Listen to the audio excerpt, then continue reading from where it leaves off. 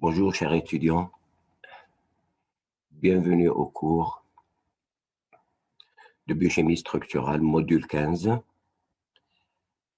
dans lequel on va essayer de faire la lumière sur un certain nombre de molécules qu'on appelle des macromolécules. Alors, dans ce cours, on va définir les macromolécules, c'est-à-dire les glucides, les lipides, les protéines et les acides nucléiques. Alors, cet ensemble de macromolécules constitue ce qu'on appelle la biochimie structurale et ça constitue le certificat 1 de biochimie. Le certificat 2 de biochimie, vous allez le voir en S4, et qui engendre la biochimie métabolique et l'enzymologie michaélienne, c'est-à-dire à un seul substrat. Enzymologie, un seul substrat, et après, si vous voulez suivre, vous êtes obligé de faire le certificat 3, où vous allez voir biologie moléculaire, enzymologie approfondie, cristallographie, et ainsi de suite. Alors, dans ce cours, on va essayer de faire, avec moi, on va étudier les glucides, et après, on va étudier les lipides. Alors, c'est quoi les glucides? On va essayer de définir les glucides.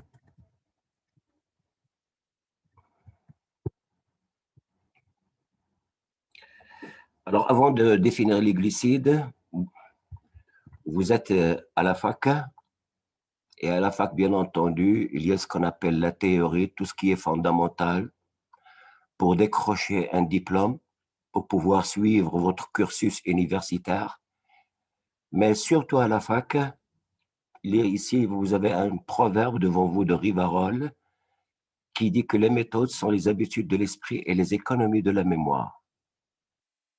Alors, si vous voulez vraiment profiter de la faculté, de votre passage à la faculté, il faut vraiment apprendre ce qu'on appelle la méthodologie du travail. Chose qui se fait rare dans les autres institutions. Autrement dit, à la faculté, les étudiants sortent avec un capital, ce qu'on appelle totipotent. Ils peuvent analyser n'importe quelle situation. Ils ne sont pas ce qu'on appelle conditionnés. Et pour cela, il faut apprendre des méthodes. Il faut devenir méthodologique. Et si vous apprenez cette astuce, ça va vous suivre et vous allez voir que ça va vous permettre de gagner beaucoup de temps et vous allez vous faciliter la vie plus tard. Alors, quand on dit méthode, ça veut dire qu'il faut développer un esprit méthodique, un esprit analytique, un esprit critique. Alors, pour cela, il faut toujours, si vous n'avez pas compris quelque chose, n'hésitez pas de demander. C'est ce qu'on appelle la recherche. Il faut aller chercher l'information. Si vous la trouvez disponible dans les ouvrages, dans l'Internet, pas de problème. Sinon, les professeurs, je suis sûr et certain que tous les professeurs sont disponibles pour vous expliquer tout ce que vous n'avez pas compris. Alors, j'insiste beaucoup sur, c'est-à-dire développer un esprit méthodique, à côté, bien entendu, de comprendre tout ce que les enseignants ou les professeurs vous transmettent pendant S1, S2, S3, S4, S5 et S6. Alors, voilà le plan du cours. Vous avez 6 chapitres, introduction, classification, les monosaccharides, c'est-à-dire les unités de base, les oses, les oligosaccharides, c'est-à-dire des sucres qui ont un poids moléculaire moyen, les polysaccharides qui ont un poids moléculaire très élevé et les hétérosides, les hétérosaccharides. Alors, la définition des sucres ou bien des glucides. Les glucides sont appelés aussi sucres, mais le mot scientifique exact que vous allez rencontrer dans les ouvrages, on les appelle des hydrates de carbone. Ça veut dire pour chaque atome de carbone, vous avez une molécule de H2O. Alors, les sucres, ce sont des molécules organiques, c'est-à-dire qui contiennent du carbone. Je vais essayer de mettre un pointeur pour vous expliquer. Alors, qui contiennent du carbone, vous avez des schémas en dessous. Vous avez ici un ose à 5 atomes de carbone qui s'appelle les pentoses.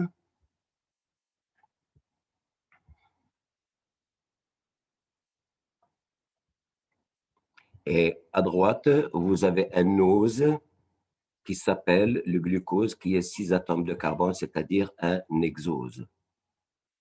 Alors, on a dit que ce sont des molécules organiques qui peuvent contenir 2 carbones, 3 carbones, 4 carbones, 5 carbones, 6 carbones, 7 carbones.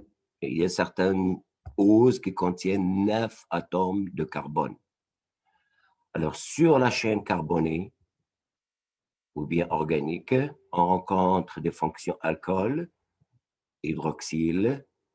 Si vous voyez sur le carbone numéro 2, sur le carbone numéro 3, sur le carbone numéro 4 et sur le carbone numéro 5.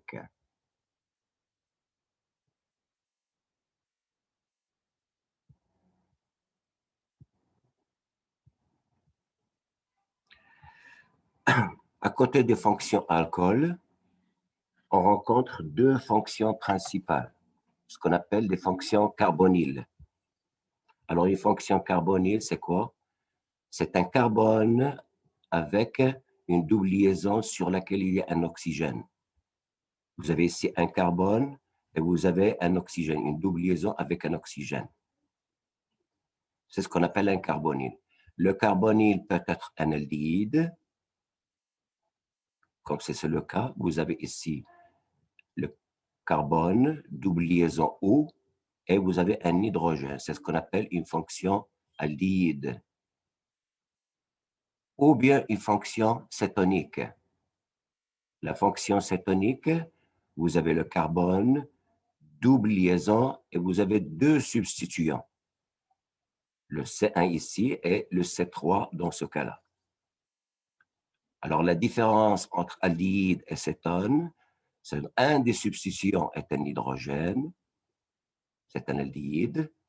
L'autre substituant est différent d'hydrogène.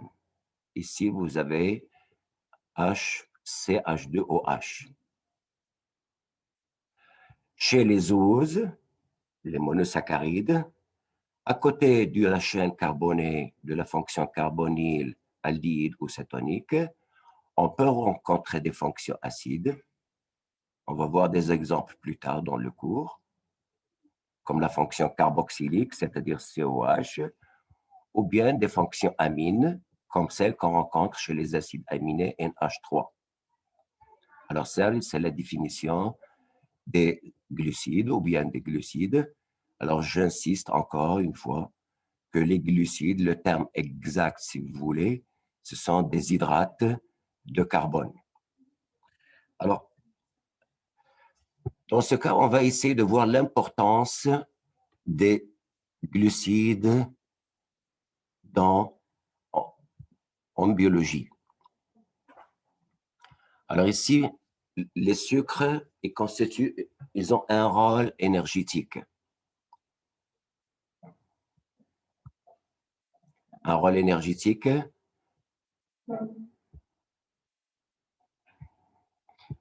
Les macromolécules, parmi les macromolécules, il y a ce qu'on appelle, il y a des macromolécules qui ont un rôle énergétique et d'autres qui ont un rôle structural. D'accord? Les sucres et les lipides sont des molécules qui rentrent dans la structure, c'est-à-dire structurales, et sont des molécules énergétiques. Et vous voyez bien ici que 40 à 50% de l'énergie apportée utilisée ou bien consommée par l'homme est de nature glucidique. Autrement dit, les glucides constituent une réserve énergétique. Plus tard, dans le cours des lipides, on va voir que les 50%, les autres 50% proviennent des molécules lipidiques. Alors, cette réserve énergétique, elle est stockée dans le muscle et une petite quantité dans le foie.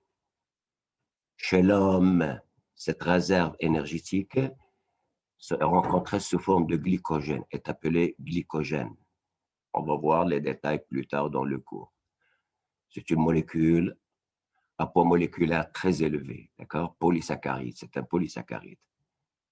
Le deuxième rôle en biologie, c'est un rôle structural qui fait partie de notre cours, d'accord? Alors, ici, on va voir quelques exemples. Alors, les glucides interviennent comme élément de soutien, comme élément de protection et comme élément de reconnaissance. Alors, le premier exemple,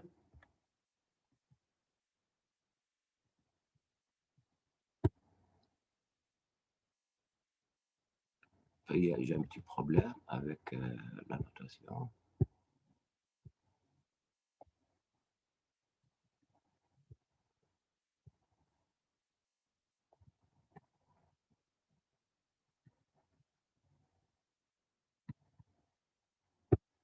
Je ne sais pas pourquoi il est bloqué.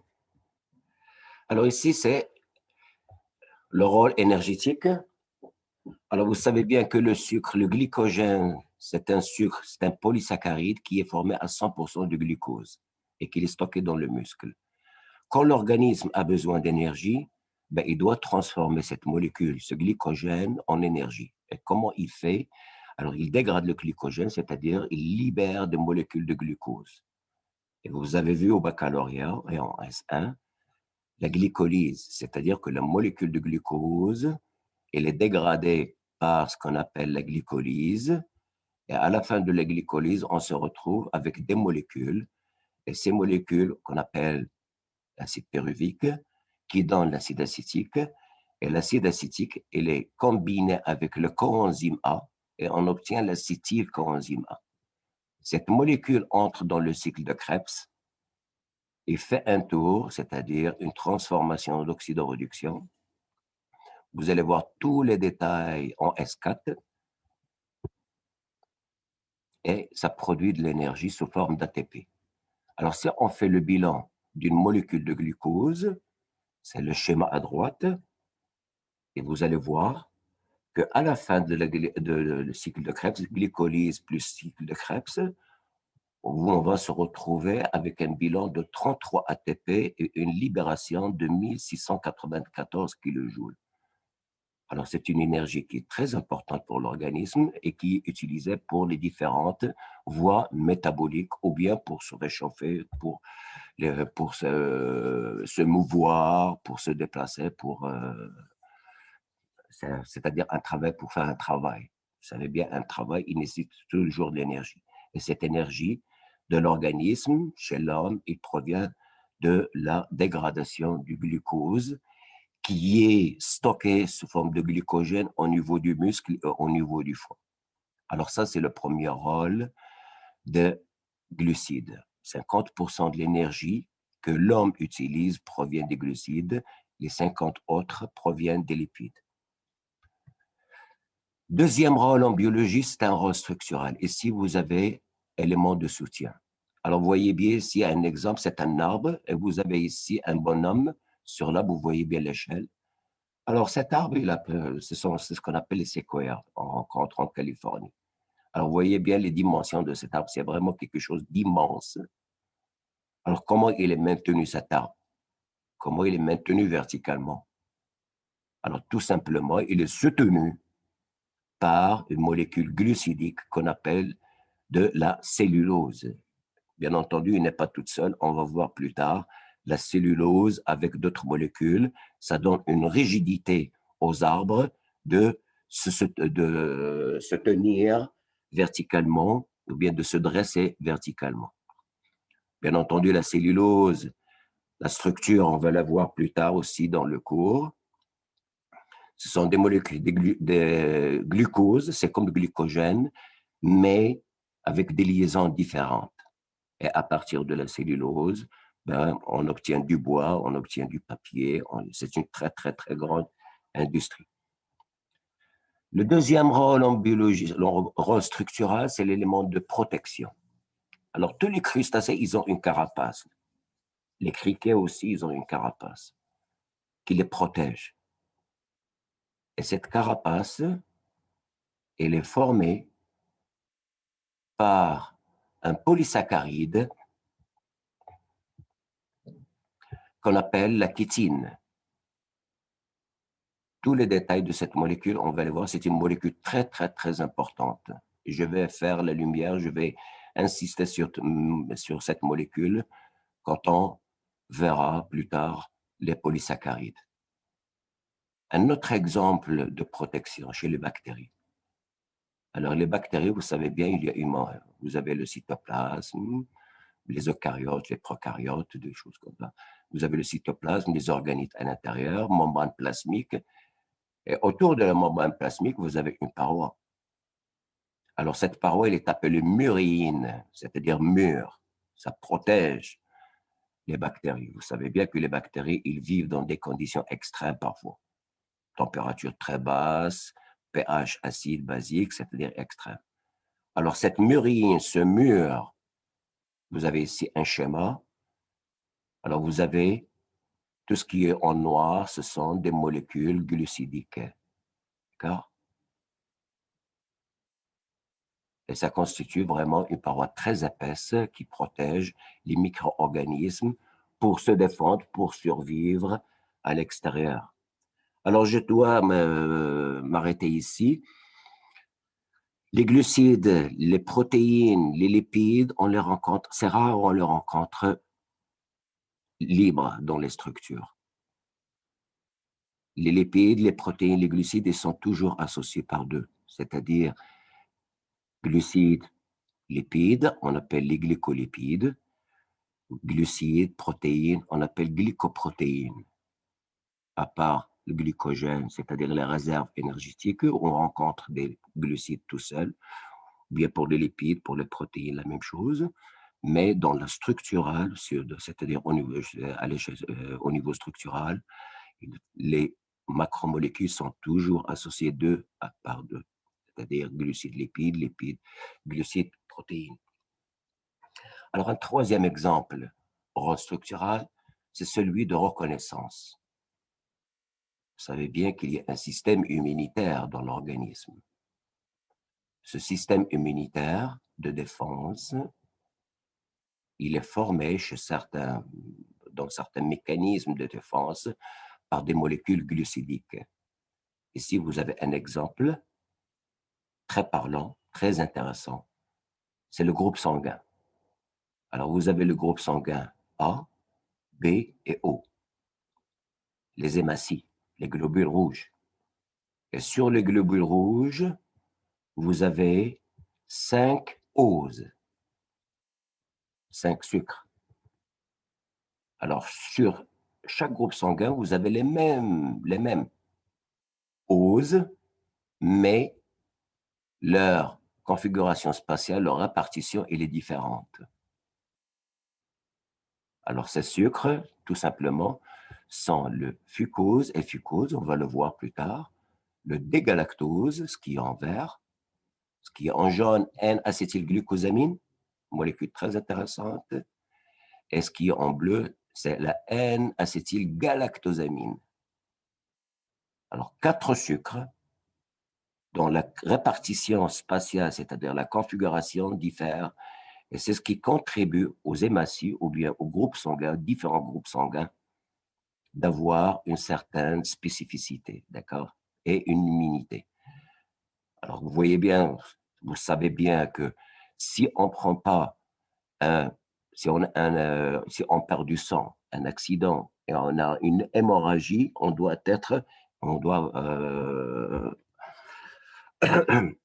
c'est-à-dire avoir du sang, aller chercher du sang. Et ce sang, avant de l'injecter, avant de faire une perfusion sanguine, il faut obligatoirement qu'il soit compatible avec l'organisme, avec le groupe sanguin.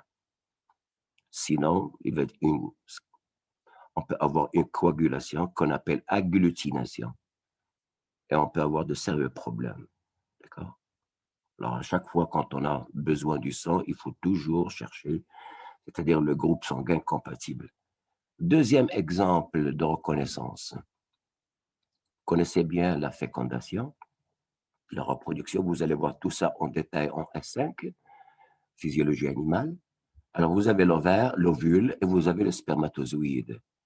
On sait bien que le spermatozoïde cherche l'ovaire pour la féconder. Alors, pour l'ovaire doit reconnaître le spermatozoïde. Alors, ce système de reconnaissance, il est basé tout simplement avec des molécules saccharidiques, c'est-à-dire ce sont des molécules de sucre. Ici, vous avez des chaînes oligosaccharidiques. Ce sont des sucres à poids moléculaire moyen, d'accord? Et ces sucres, ou bien ces glucides, permettent de reconnaître le spermatozoïde et de le fixer, d'accord? Pour que le matériel génétique pénètre à l'intérieur de l'ovule. Alors voilà 3 exemples très importants de structural, soutien, protection et reconnaissance. Les glucides entrent aussi dans la structure de molécules qu'on appelle fondamentales, des molécules très importantes pour le métabolisme ou bien pour certaines structures, pour certaines biomolécules. Alors ici, vous avez ce qu'on appelle ici, vous avez l'ADN ou l'ARN. Vous savez bien que les acides nucléiques sont formés par des bases azotées, adénine, guanine, cétosine, tyrosine, uracile. Et à côté des bases azotées, vous avez un sucre. Ce que vous voyez ici, c'est un sucre à 5 atomes de carbone, qu'on appelle le ribose dans l'ARN et le désoxyribose dans l'ADN. La troisième composante des acides nucléiques, c'est le phosphate. Une base plus un sucre, on appelle ce qu'on appelle un nucléoside.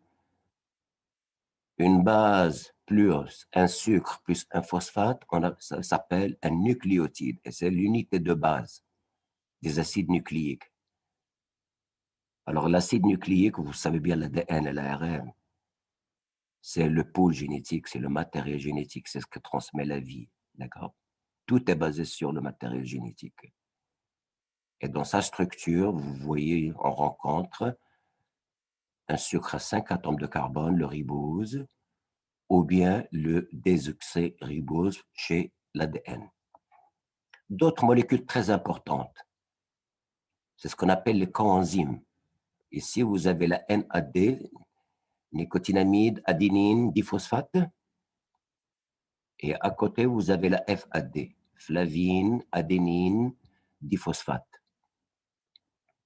Alors, vous allez voir en métabolique, biochimie métabolique, le rôle de ces coenzymes. Ici, on peut le définir comme des transporteurs d'électrons. C'est une molécule très importante. La plupart des réactions métaboliques sont des réactions de transfert d'électrons ou bien de transfert de molécules. Alors, qui est-ce qui permet ce transfert? Comme ce sont la NAD et la FAD. Une autre molécule importante, tout à l'heure on a parlé du cycle de Krebs, le coenzyme A, qui se combine avec l'acide acétique et donne l'acétylcoenzyme A. Alors, vous voyez bien ici, vous avez la structure du coenzyme A. Et sur cette structure, dans cette structure, vous avez un sucre à 5 atomes de carbone qui est le ribose. D'accord? Alors, tout ça, c'est pour faire la lumière sur l'importance des glucides sur le plan structural ou bien sur le plan métabolique. Ici,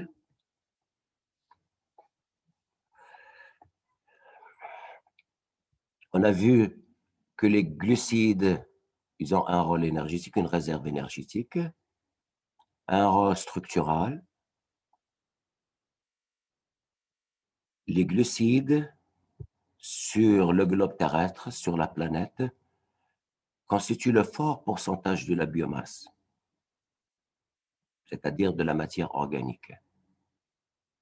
Alors, si vous prenez une carte du globe terrestre et vous voyez au niveau de l'équateur, vous allez voir toute une bande verte. Alors, cette bande verte, c'est la matière organique, c'est ce qu'on appelle la biomasse. Et comment cette biomasse est produite? Dans toutes les forêts. Alors, tout simplement, vous connaissez bien cette réaction, c'est ce qu'on appelle la photosynthèse. Un déchet, CO2, plus de l'eau, qui donne un sucre, ici un sucre à 6 atomes de carbone, C6H12O6, plus de l'oxygène qu'on respire. D'ailleurs, les forêts, on les appelle le poumon de la Terre. D'accord? Alors, réaction importante, vous voyez bien un petit peu la masse, c'est-à-dire l'abondance des glucides sur la Terre. Et c'est ce qu'on appelle la biomasse. D'accord? Tout ce qui est vert est appelé biomasse. Alors, un autre rôle des glucides. On a vu le rôle énergétique, rôle structural. Ils ont un rôle économique. Le bois, le papier, c'est la cellulose. Alors, des milliards de tonnes par an qui sont extraites des forêts. Et ça constitue un problème écologique. L'exploitation des forêts pour l'utilisation humaine, ça engendre vraiment de sérieux problèmes, par exemple l'effet de serre. L'amidon. L'amidon, c'est ce qu'on rencontre dans le blé, dans le pomme de terre, dans le maïs, etc. C'est une très, très, très grande industrie. Le saccharose, le sucre de table qu'on consomme, alors c'est là aussi, c'est des millions de tonnes par an. Alors, vous voyez bien un petit peu l'importance économique des sucres. Ils sont très, très, très utilisés par l'homme. Alors maintenant, ici, vous avez la molécule de glucose. La molécule de glucose, chose que vous devez connaître dans ce cours. Le glucose, vous devez connaître son poids moléculaire, c'est-à-dire toutes les propriétés physico-chimiques de cette molécule. Parce que vous allez la rencontrer, vous la consommez, il fait partie de notre, c'est-à-dire de notre activité physique. C'est grâce à elle qu'on vit, c'est-à-dire qu'on a de l'énergie. Vous voyez bien ici, c'est le principal carburant du tissu. Quand vous écrivez, vous produisez, vous avez besoin de l'énergie. D'où est-ce qu'il provient cette énergie? Du glucose. Quand il y a une réaction métabolique, il nécessite de l'énergie d'activation. D'où est-ce qu'il provient cette énergie d'activation? C'est du glucose, c'est-à-dire l'ATP.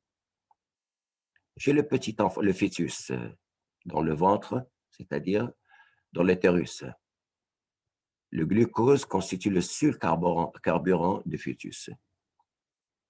D'accord? Alors, vous voyez bien l'importance du glucose, d'où l'intérêt de connaître cette molécule avec tous ses détails, c'est-à-dire toutes les propriétés physico-chimiques. Un troisième rôle qui est fondamental, les glucides alimentaires sont absorbés sous forme de glucose ou convertis en glucose dans le foie.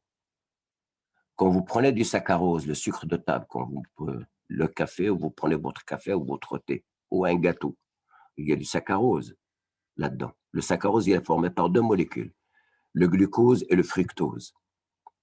Alors, le fructose, qu'est-ce qu'il devient? Le fructose, il n'est pas stocké, mais il est transformé. Et il est stocké sous forme de glucose dans le muscle.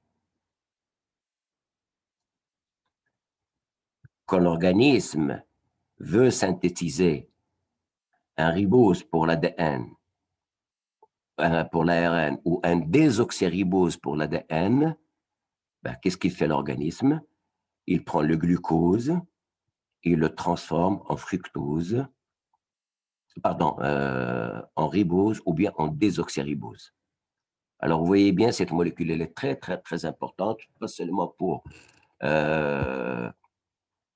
c'est-à-dire pour les besoins énergétiques, mais aussi pour certains sucres très, très importants lors du métabolisme ou lors de la synthèse de certaines molécules. Un autre rôle, à côté de celui économique, ben, c'est le rôle biotechnologique. Les sucres, ils ont un rôle biotechnologique. On va voir quelques exemples dans le cours. Alors, vous voyez bien ici, vous avez une photo des capsules. beaucoup d'antibiotiques sont protégés dans une capsule. D'accord? Alors, ces capsules sont tout simplement formées d'une molécule glucidique. L'acide alginique, par exemple. On va voir l'acide alginique dans le cours, sa structure.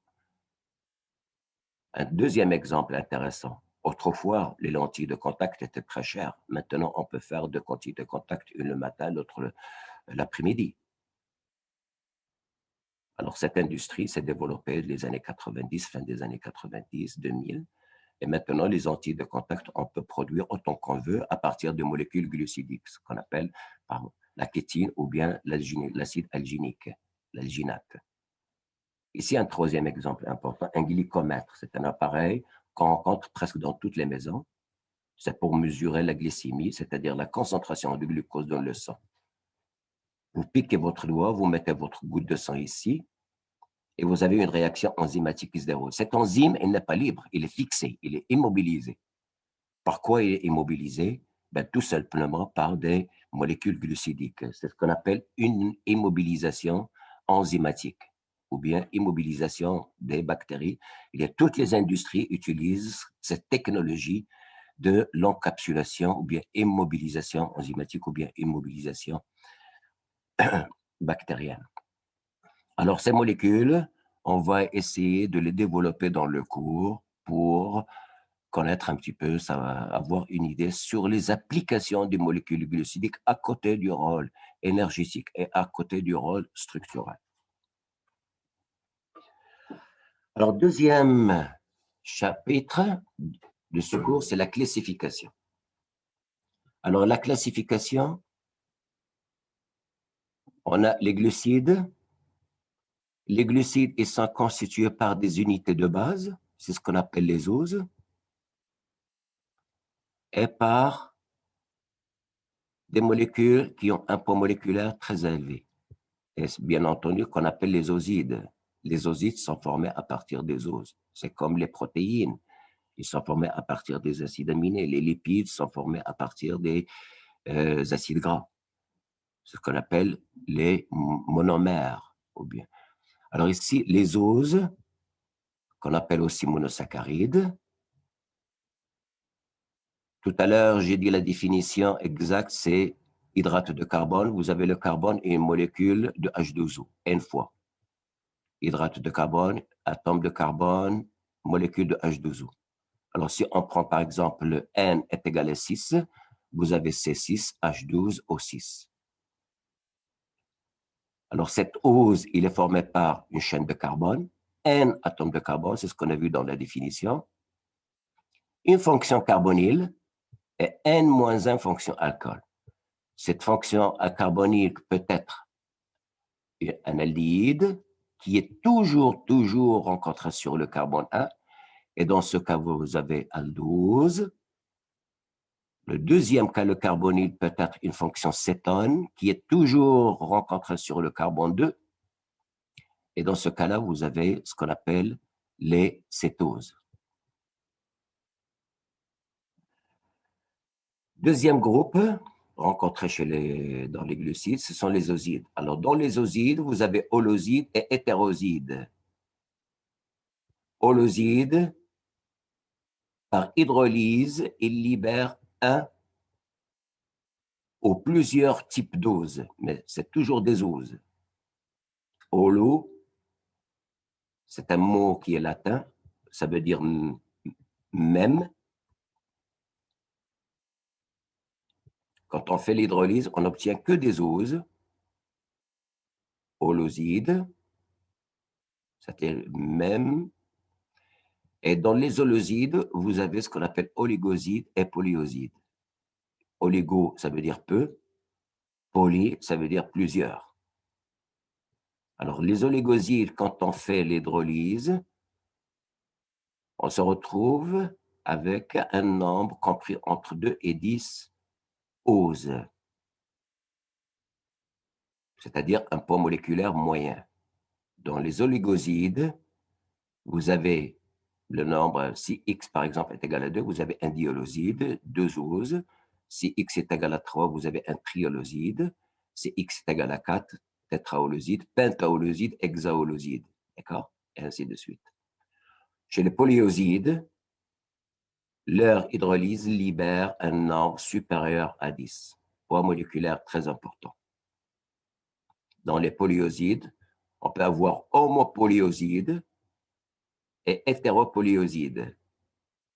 Dans les homopolysaccharides, ils sont formés par, ou bien polyosides, ils sont formés par un seul type d'ose. C'est le cas du glycogène, par exemple, de la cellulose.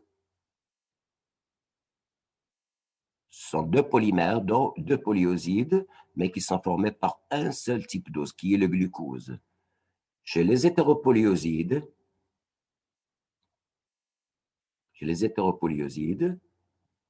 leur hydrolyse libère plusieurs types d'oses.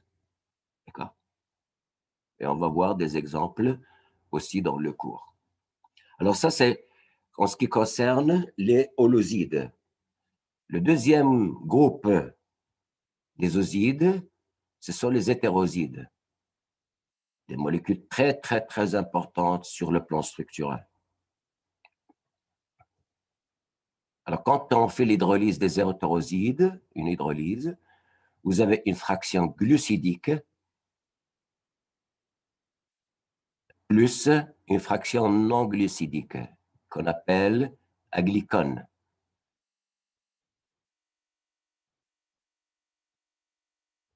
Et dans les hétérosides, on distingue trois types d'hétérosides, les O-hétérosides, les N-hétérosides, les S-hétérosides.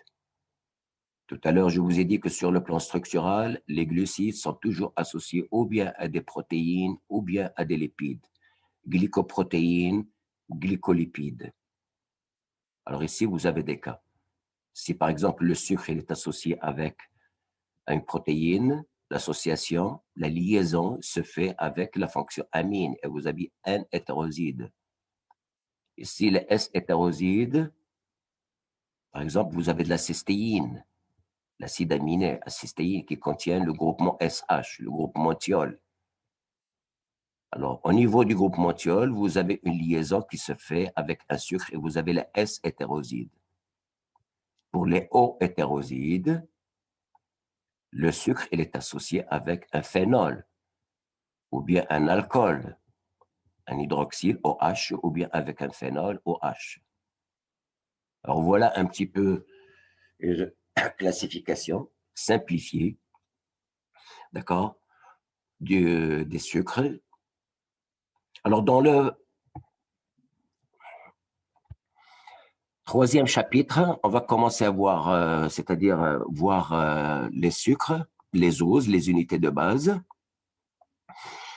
Alors ici, vous avez,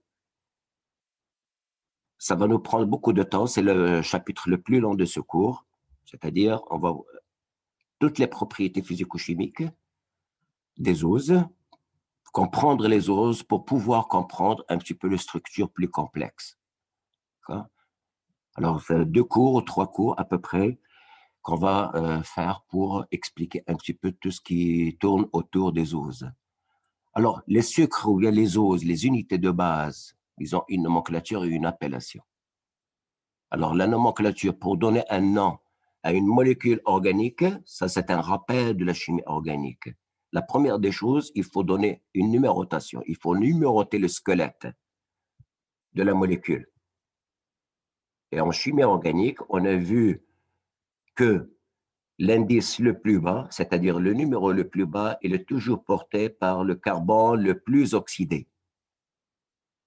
Ici, le carbone le plus oxydé, c'est la fonction carbonyle. Ici, c'est la fonction aldéhyde qui porte le numéro 1. Après, vous avez le numéro 2, carbone numéro 3, carbone 4, jusqu'au carbone numéro 6. Ici, vous avez le carbone numéro 6. Ici, vous avez un sucre, bien un ose qui contient une fonction aldéhyde. C'est un aldohexose. Et ici, vous avez un ose qui contient la fonction cétone, ce qu'on appelle un cétohexose.